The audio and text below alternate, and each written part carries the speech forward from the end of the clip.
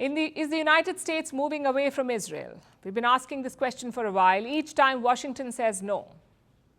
For good measure, they also protect Israel at the United Nations. But now it's getting harder to say no. All indications are that Joe Biden is losing patience with Benjamin Netanyahu, with his endless war. First, Netanyahu bombed Gaza, Biden supported it. Then Netanyahu sent soldiers into Gaza, again Biden supported it. Then Israel moved into the Gazan safe zones in the south. Again, Biden reluctantly supported it, but now the patience is running out. This week, a U.S. intelligence assessment was published. It warned that Netanyahu's government may fall. Of course, Israel rejected it. Senior officials accused Washington of trying to topple Netanyahu. Then yesterday, a top Democrat spoke out. His name is Chuck Schumer. He's the majority leader in the U.S. Senate. Schumer wants Israel to hold elections for a new government. I also believe Prime Minister Netanyahu has lost his way by allowing his political survival to take the precedence over the best interests of Israel. At this critical juncture, I believe a new election is the only way to allow for a healthy and open decision-making process about the future of Israel. Let me point out the obvious problem here. The U.S. does not call elections in Israel. That's not Schumer's job. But ignore the blatant meddling for a bit. Instead, focus on the message. Schumer is a political heavyweight in Washington. He's America's highest-ranking Jewish leader. So coming from him, this is an important call. The question is, does Biden feel the same way? Obviously, Congress is an independent branch of government. These are statements made by Senator Schumer, not by the Biden administration. Okay. So Biden doesn't feel the same way.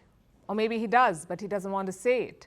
Either way, this is a crucial moment. It signals a semi-break between Israel and the U.S., a break that could hurt both sides. Israel needs military aid from the United States. They also need U.S. protection at the United Nations. If not, the Security Council can force Netanyahu to stop the war.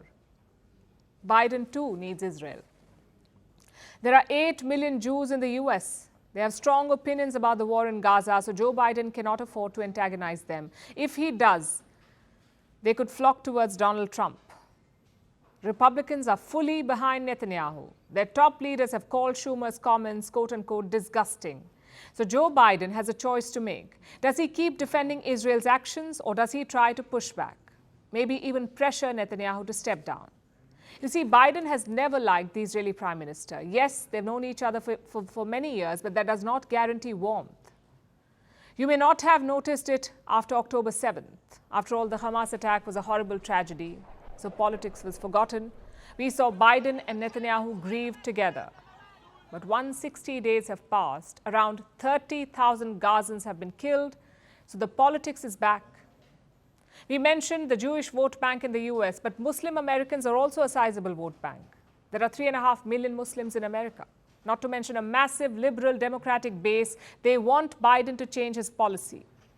Let me show you what a recent poll found. 60% U.S. voters want a ceasefire in Gaza. Only 32% say Washington should support Israel. So what does Biden do? He slowly sharpens his criticism of Israel. Look at how his tone has changed. And my administration's support for Israel's security is rock solid and unwavering. Let me say this as clearly as I can. Israel has to do everything in its power. Israel has to do everything in its power. As difficult it is to protect innocent civilians, and it's difficult. My hope and expectation that there will be less intrusive action relative to the hospital.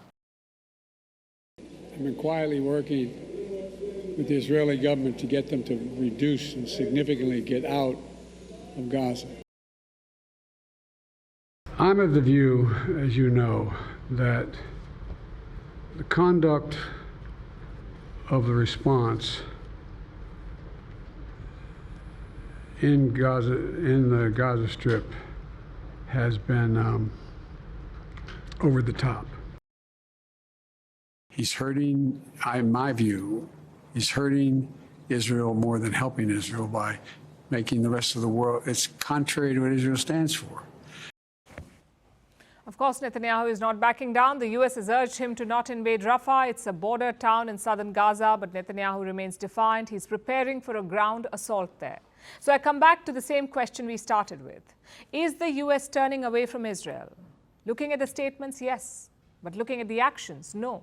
Because anyone can criticize and move on. What matters is backing up those words with action. And Joe Biden is not doing that. He's criticizing Israel to keep his voter base happy, but behind the scenes, he's still backing them. Let's see if that changes in the coming days.